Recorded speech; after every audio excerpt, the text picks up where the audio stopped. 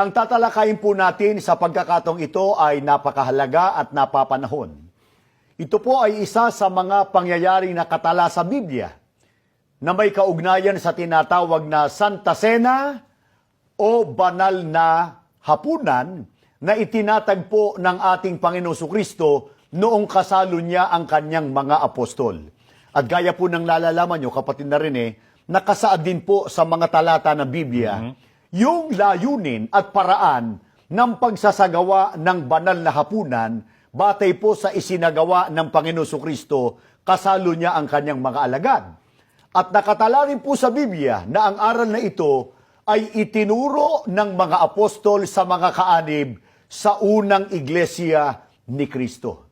Kaya nga kapatid na rin noon pong may nagtatanong kay Mr. Eliseo Soriano sapagkat meron siyang tinatawag muli na worldwide, parang ang laki-laki po, worldwide Grand Evangelical Mission o Worldwide Bible Exposition, ano po ang itinatanong sa kanya? Panoorin natin siya. My question is regarding the Last Supper. Various groups have different ways in celebrating that event. There are those who celebrate it weekly. Others, they go by monthly, quarterly. Others, yearly. Are we at liberty to do so? What is the practice of the Church of God in this regard? And what are the particular elements being used? Kapatid na Michael, binanggit ng nagtanong sa kanya tungkol sa Last Supper. Opo. Kung babasahin po kasi ang nakasulat sa Biblia noong maghapunan si Kristo, sa huling pagkakataong kasalo po niya ang kanyang mga apostol ay doon po niya itinatag ang banal na hapunan o Holy Supper o Santa Cena. Kaya nga, dito sa ating napanood, merong itinatanong kay Mr. Soriano. Opo. Doon sa itinatanong sa kanya, sabi, My question is regarding the Last Supper. Various groups have different ways in celebrating that event. There are those who celebrate it weekly. Others, they go by monthly, quarterly. Others, yearly. Are we at liberty to do so? What is the practice of the Church of God in this regard? Church of God na binanggit. Sino man tinutukoy Church of God? Siguro po yung Church of God, yun din yung samahan niya na tinatawag din niyang Iglesia ni Yahawaha at ni Hamasayaha. At meron pong follow-up question kay Mr. Eliseo na what are the particular elements being used at ano po ang itinatanong pa sa kanya rito kapatid na rin Panoorin natin, pati sagot niya. Ito po. So, he's speaking of not of a literal bread like what the Catholic priests are doing to you. So there is no literal elements to be taken in. None. Let us read that. The book of John, chapter 6, verse 50. Let us read that. 6:50 of John. Para po kay Ingkong, kapatid na rin ano po. Hindi raw po literal ang isinagawang banal na hapunan ng ating Panginoong Hesukristo. Pansinin po ninyo. Hindi raw po literal na tinapay ang kinain at hindi raw po literal na katas ng ubas ang ininom ng mga alagad. At bakit daw po hindi maaari o hindi po pwede na literal yung tinapay at ininom sa banal na hapunan? Siyang muli ang ating pasagutin. Etong paliwanag niya. Hindi kasi pwedeng iliteral yan Lahat tayo iinom sa isang cup.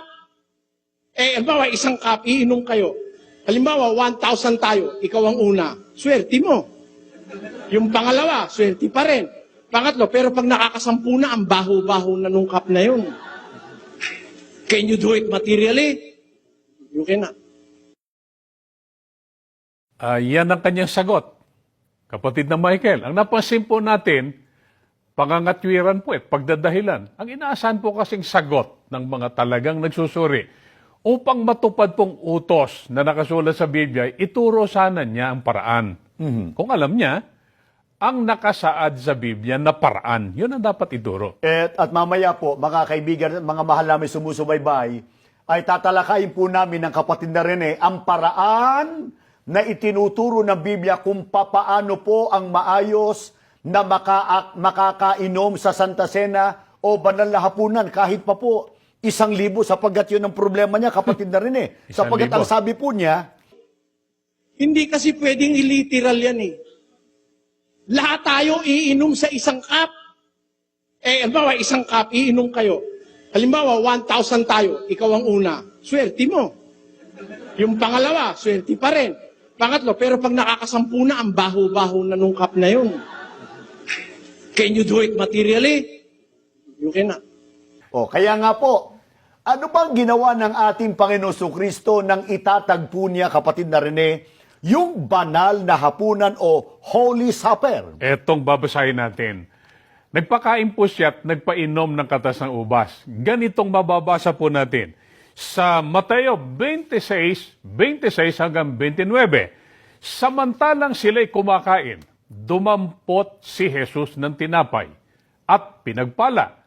Pinagpira-pirasyon niya ito at ibinigay sa mga alagad na sinasabi, kunin ninyo at kanin. Ito ang aking katawan. Pagkatapos, kinuha niyang saro. Nagpasalamat siya at ibinigay ito sa mga alagad na sinasabi, uminom kayong lahat yan. Ito ang aking dugo ng bagong tipan na mabubus dahil sa marami sa ikapagpapatawad ng mga kasalanan. Sinasabi ko sa inyong, hindi na ako iinom ng katas ng ubas. Buhat ngayon hanggang sa inumin ko uli, itong kasalo kayo sa kaharian ng aking Ama. Kung napansin po nyo, may binanggit po ritong samantalang sila'y kumakain. Dumampot si Jesus ng tinapay. At ang kasunod po, kinuha niyang saro. Nagpakain siya ng tinapay at nagpainom ng katas ng ubas. Ang tinapay po ay lumalarawan sa kanyang katawan at ang katas ng ubas ay lumalarawan sa kanyang dugo. Matandaan sana yung kapatid na Michael ng ating mga taga-subaybay, lalo na ng mga nagsusuri. Bakit po ang banggit sa talata ng Biblia na binasa po niyo, kapatid na Rene, samantalang sila'y kumakain, dumampot si Jesus ng tinapay. Alamin natin, ano bang naunang pangyayari? Ang pagtatatagpo kasi ng banal na hapunan na isinagawa ng Panginoong Jesucristo nung kumain siya kasamang kanyang mga alagad ng huling o ng hapunang Pampaskwa. At ito pong mababasa natin dito sa mga talatang 17 hanggang 20, dito pa rin sa Kapitulo 26. Nang unang araw ng pista ng tinapay na walang lebadura, lumapit kay Jesus ang mga alagad. Saan po ninyo ibig na ipaghanda namin kayo ng hapunang Pampaskwa? Tanong nila. Pumunta kayo sa lungsod at hanapin ninyo ang taong ito. Sabi niya, sabihin ninyo sa kanyang ganitong ipinasasabi ng guro, malapit ng oras ko, kami ng aking mga alagad ay sa bahay mo kakain ng hapunang Pampaskwa. Ginawa ng mga alagad ang ayon sa inyutos sa kanila ni Jesus at inihanda nila ang hapunang Pampaskwa. Kinagabihan, dumulog sa hapunan si Jesus kasalo ang mga alagad. Ang sinasabi po sa Mateo 26:26 na binasa natin kanina, na samantalang sila'y kumakain, ay tumutukoy po yon sa pagkain nila noon ng hapunang Pampaskwa. At sana po ay mapansin nila, kapatid na Rene, na ng pagkakataong iyon, hindi po ba, sana mapansin yung tanong, hindi po ba literal na pagkain ang nangyari sapagkat ayon kay Soriano, Hindi kasi pwedeng iliteral yan eh. Hindi kasi pwedeng iliteral yan eh. Ayon sa kanya, opo, hindi literal, pero maliwanag naman po na literal eh. Kung hindi literal o material na tinapay yon, ano ang tinapay na dinampot ng ating Panginoong Kristo? Ayon kasi sa Mateo 26:26, samantalang sila'y kumakain. Ay talaga may kinakain sila. Dumampot si Jesus ng tinapay at ibinigay sa mga alagad na sinasabi, kunin ninyo at kanin. Ano po yung dinampot nila? Tinapay na walang lebadura. Hindi po, Elbow macaroni. kasi may pagkakataon, nagsanta Cena yung grupo ni Soriano, elbow macaroni. Minsan ay McDonald's ho ba yun o Jollibee? Sa Biblia po kasi ang binanggit, tinapay na walang lebadura. Opo. Makatwid, dito, maliwanag naman na mula doon sa tinapay na kanilang pinagsalo-saluan, doon sa huling pagkakataon na sila magapunan, dumampot ang Panginoong Jesucristo ng tinapay. Opo. At literal po yun. At yun lang ho bang tinapay ang literal, kapatid na rin Hindi lang, pati ang laman ng saro. Dahil sa ang sabi, kumuha siya ng saro. Eh ano naman ang saro na kanyang kinuha? Kung hindi literal na saro yun, eh ano yun? Mula sa saro, meron siyang ipinainom sa kanila. Kaya nga sa Mateo 26:27 ay sinabi, uminom kayong lahat diyan. Sa Mateo 26:29 ay binanggit, yun ay katas ng ubas. Opo. Literal. Kaya balikan natin yung tinapay na kinain ng ating Panginoon Jesucristo at ng kanyang mga alagad dun sa banal na hapunan. Para po sa karagdagang kaalaman nila, kapatid na rin ano po ba yung tinatawag na pista ng tinapay na walang lebadura? Dahil sa iyo ay kapistahan, sa Biblia may mababasa tayo dito sa talaan ng mga salita. Sa saling magandang balita Biblia, gumawa sila ng talaan ng mga salita. Yun ay 7 araw na pagdiriwang ng mga Hudyo pagkaraan ng kanilang Paskwa. Ito pong nakasaad, babasahin natin. 7 araw na pagdiriwang pagkaraan ng Paskwa upang gunitain ang paglaya ng mga Ebreo sa Ehipto. Kinuha ang katawagang ito sa kinaugaliang di paggamit ng levadura, pampaalsa, sa pagluluto ng tinapay sa loob ng linggong yon. May talata pa, Exodo 12, 14 hanggang 20. Idinaraos ito mula sa ika-15 hanggang ika-22 araw ng buwang Nisan, mga huling linggo ng Abril.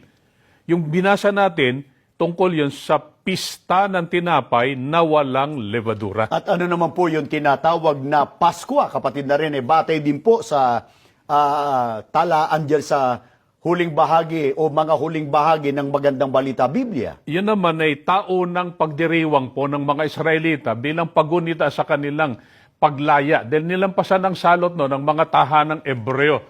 At yun naman ang mababasa nating may kinalaman sa terminong yan dito sa tala ng mga salita. Pinakamahalaga sa mga taunang pagdiriwang ng bansang Israel. Ginaganap tuwing ika-14 ng buwang Nisan, Abril 1, bilang pagunita sa paglaya ng mga Ebreo mula sa pagkaalipin sa Ehipto. Pinatay ng anghel ng kamatayan ang lahat ng panganay sa mga tahanang Ehipsyo, ngunit nilampasan ang mga tahanang Ebreo. Exodo 12, 23 hanggang 27. Ang taguring Ebreo sa pagdiriwang na ito ay Pesak. Dito, binanggit yung tungkol sa ano ba yung pista ng tinapay na walang lebadura, pati na po kung ano yung Paskwa.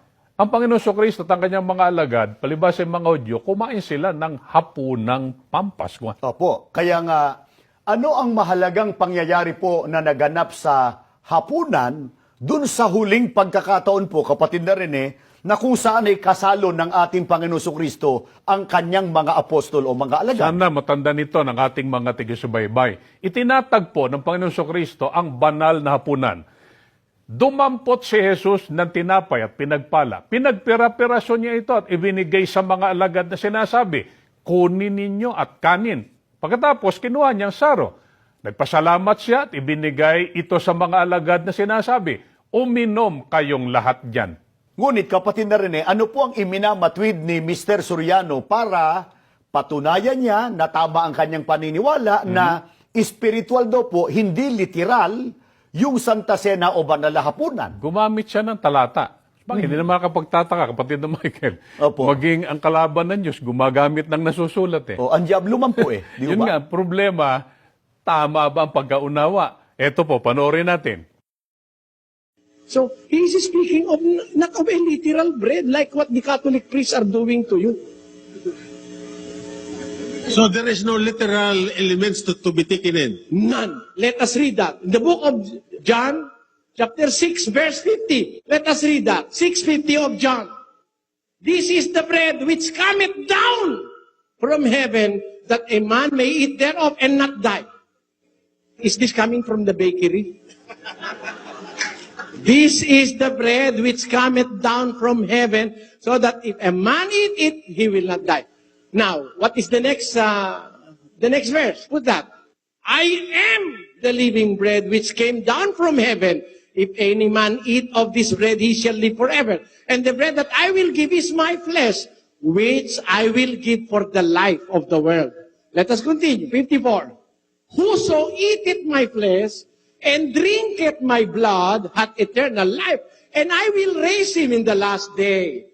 For my flesh is meat indeed, and my blood is drink indeed. Continue. He that eateth my flesh and drinketh my blood dwelleth in me, and I in him. Now, when the disciples heard this, 6:60, many therefore of his disciples, when they heard this, said, this is a hard saying. Who can hear it? It is very hard for them to accept that here is Jesus, is their Lord, saying, eat my flesh and drink my blood. It is a hard saying. Who can accept this? What is the explanation of our Lord Jesus Christ? Let us continue on verse 63. It is the spirit that quickeneth, the flesh profiteth nothing.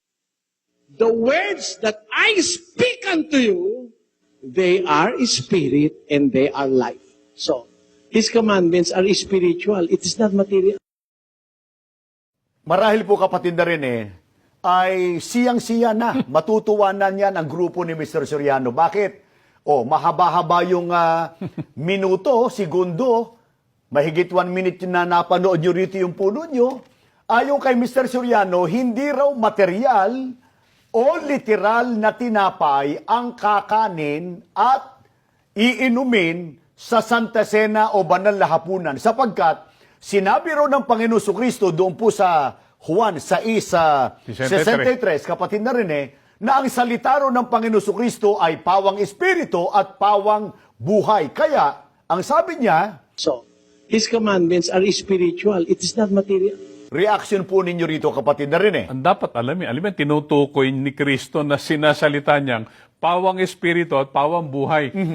Ang pagkain po kasi ng kanyang laman at pag-inom ng kanyang dugo ang tinutukoy. Ito pong katunayan.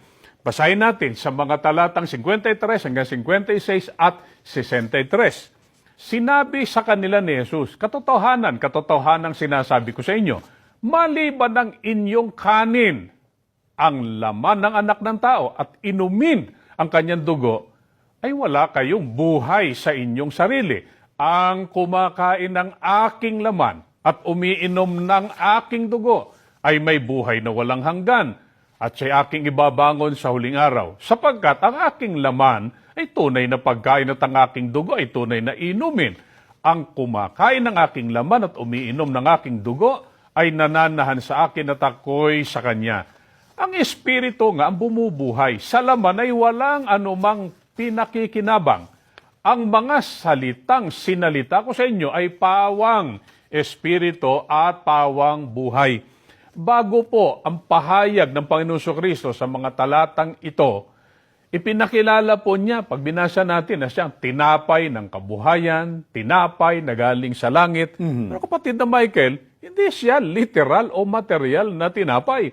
At sa ibang bahagi pa ng kasulatan, marami po siyang pahayag tungkol sa kanyang sarili na hindi dapat unawaing literal. Halimbawa, siya ang puno ng ubas, siya ang daan, siya ang ilaw, at iba pa. Katulad din ng binabanggit niya rito sa mga talatang binasa, tungkol sa pagkain ng kanyang laman at pag-inom ng kanyang dugo. Hindi rin po ito literal. At sana mapansin po ng ating mga sumusubaybay na walang alagad ang ating Panginoon Kristo na ginawang literal ang pahayag na ito ng ating Panginoon Kristo sa talatang kababasa niyo Nakilain po. ng kanyang literal na laman at ininom ang kanyang literal na dugo. Opo. Inililihis kasi ni Ginoong Soriano sa issue o ang issue Ang tanong lang naman po kung sana natandaan pa ng ating mga taga-subaybay, material o literal bang tinapay ang ipinakain ni Kristo at material bang katas ng ubas ang ipinainom sa kanyang mga alagad? Doon sa Mateo 26:26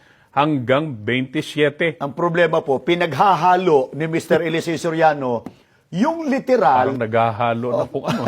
O gaya po ng makikita nyo sa inyong TV screen. Yan po. Yan, si Mr. Eliseo Soriano, nakangiti pa siya. Hawak-hawak yung pinakamahabang sandok ho ba yung kapatid na Rene? Parang- At hinahalo yung kaniyang Lugaw yan. lugaw yata yan o munggo. Ano po, may sobrang lugaw pa nga eh. At pagkatapos po ay meron silang malaking kaldero. Hindi ko po alam kapatid na Rene kung anong nariyan sa loob ng napakalaking kaldero. Na may nakalagay 30 pesos. Oh, ibinebenta po naging hanap buhay yung lugar na yun ni Mr. Eliseo Soriano. Doon sa Juan 6 o Kapitulo 6, mabuti balikan natin ng tinatalakay ron. Ang paraan nun, ito pong nakasaad sa 6:47. Kasi nga po, baka itinatawag nila, paano magagawang kanin ang laman at inumin ng dugo ng ating Panginoon Kristo kung yun ay hindi pala literal? Etong sagot, babasahin natin. Katotohanang sinasabi ko sa inyo, ang sumasampalataya ay may buhay na walang hanggan. Juan 6:47 po yan. Yan ang paliwanag na mula sa ating Panginoon Kristo. Siya rin ang nagpaliwanag kung paano matutupad ang ipinag-utos po niya na pagkain ng kanyang laman at pag-inom ng kanyang dugo, na ayon sa kanya ang sinasalita niyang ito ay pawang espiritu at pawang buhay.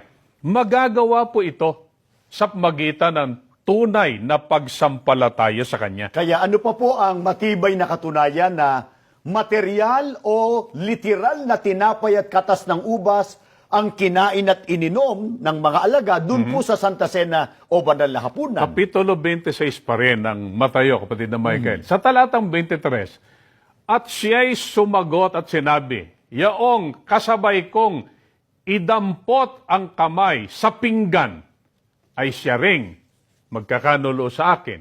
Kung hindi po, literal, ang tinapay sa Santa Cena, alin ang tinutukoy dito na nasa pinggan? At hindi ba ito literal na pinggan? Dapat ipaliwanag ni Mr. Soriano kung ano yung pinggan, pati yung pagdampot ni Kristo, ano yun? Hanggang ngayon po, kapatid na rin tumakas na lang siya patungo sa Brazil. Hindi pa rin niya nasagot. maipaliwanag kung ano yung pinggan. Kasi ang paninindigan niya, Walang yun daw literal po, doon. Walang literal Spiritual na bagay daw po yun Kaya ano pang nagpapatunay na material na tinapay at material na katas ng ubas ang kinain at ininom ng mga alagad sa Santa Cena o Banal na Hapunan? Kuha tayo ng pahayag muli ng Biblia. Juan 13:26 hanggang 27. Ganito ang ating mababasa. Sumagot si Jesus, ang ipagsawsaw ko ng tinapay. Siya na nga.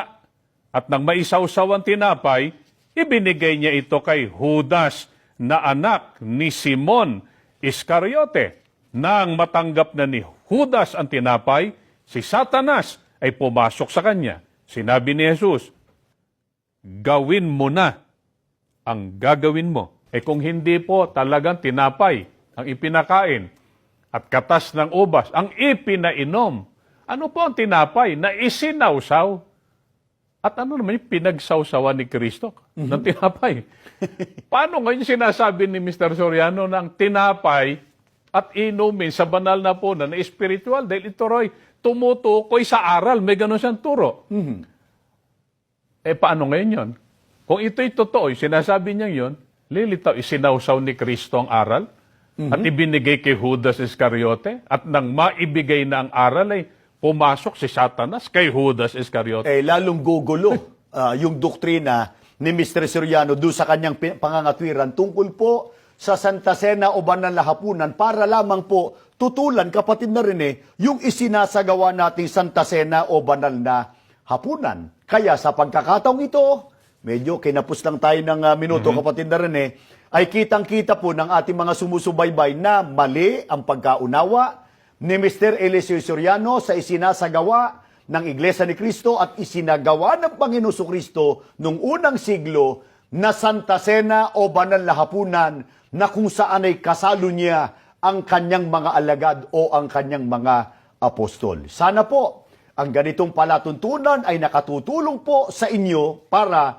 makilala po ninyo kung sino ang nagtataguyod ng dalisay na aral ng Biblia na nakabatay po sa mga katotohanang itinuro ng Panginoon Kristo at ng kanyang mga apostol.